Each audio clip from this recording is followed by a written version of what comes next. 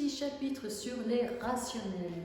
Donc les rationnels, quand on entend rationnel, on entend ratio, et un ratio, c'est un rapport entre deux grandeurs, entre deux nombres.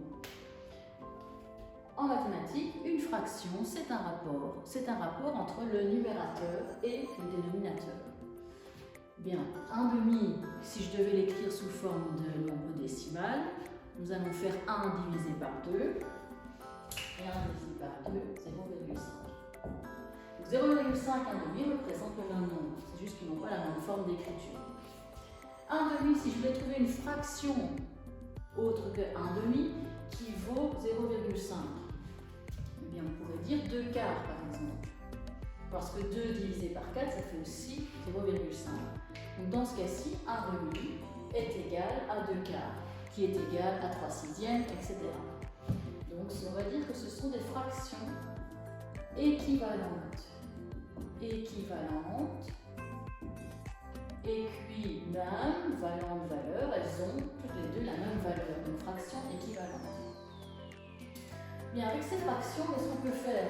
On doit savoir les simplifier, on doit savoir les transformer et on doit aussi pouvoir les comparer. Donc simplifier, plusieurs manières de faire.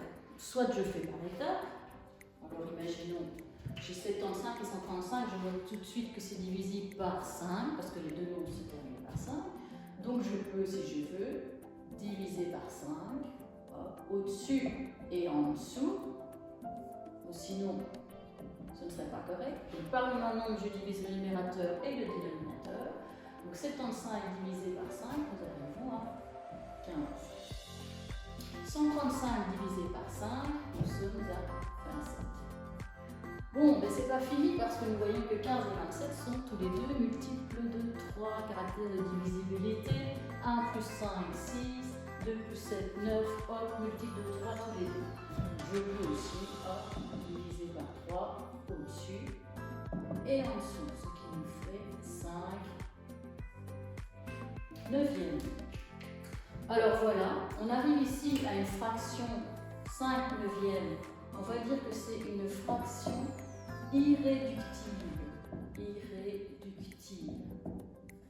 Pourquoi irréductible? Car je ne sais plus réduire cette fraction. 5 neuvième. On aurait pu faire autrement, on aurait pu aller plus vite et ne pas faire 2 étapes. On aurait pu directement aller de là à là. Alors comment? Ça, il fallait le voir. Il fallait voir que 75 et 135 sont tous les deux divisibles par 15. 135 divisé par 15, ça donne 9. Et 75 divisé par 15, ça donne 5. Ce 15 est un nombre particulier pour 75 et 135.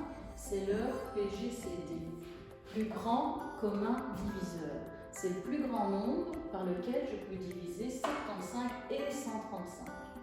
Donc si vous avez une fraction et que vous divisez par le PGCD du numérateur ou du dénominateur, on arrive tout de suite à une fraction irréductible. Si on ne le voit pas tout de suite, on peut passer par les étapes, la réponse au final sera quand même la même. Alors, transformer. Comment transformer? Je fais déjà 5 neuvièmes, ici voilà 4 neuvièmes. Bon, 4 neuvièmes, ça c'est quelque chose qu'il faut savoir. On pourrait faire un calcul écrit, mais je vous passe les détails.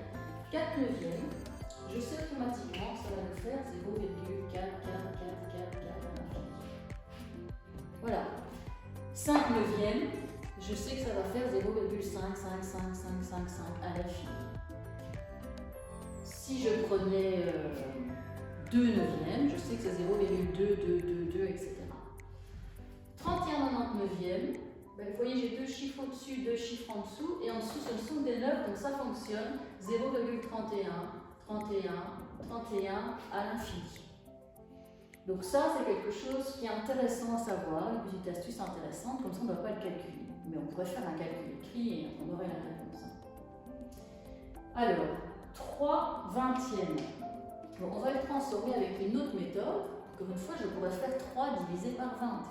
Mais une autre méthode, parce qu'il en existe il y a différents procédés, c'est que je vais ramener à une fraction dont le dénominateur est une puissance de 10. Donc 10, 100, 1000. Alors vous verrez pourquoi après. Donc 20, ici, je peux le ramener sur 100. Et comment je fais? Je fais 20 fois 5, hop, et ensuite 3 fois 5, 15. Pourquoi j'ai fait ça? Parce que 15 sur 100, quand je lis, c'est 15 centièmes. Et 15 centièmes, mais je sais l'écrire en nombre décimal. 15 centièmes. Donc cette étape nous facilite l'écriture en nombre décimal. Un autre exemple, toujours avec la même méthode, j'ai 8. Alors là, on va le mettre sur 8. Pourquoi? Parce que 8 fois 125, ça nous donne 1000.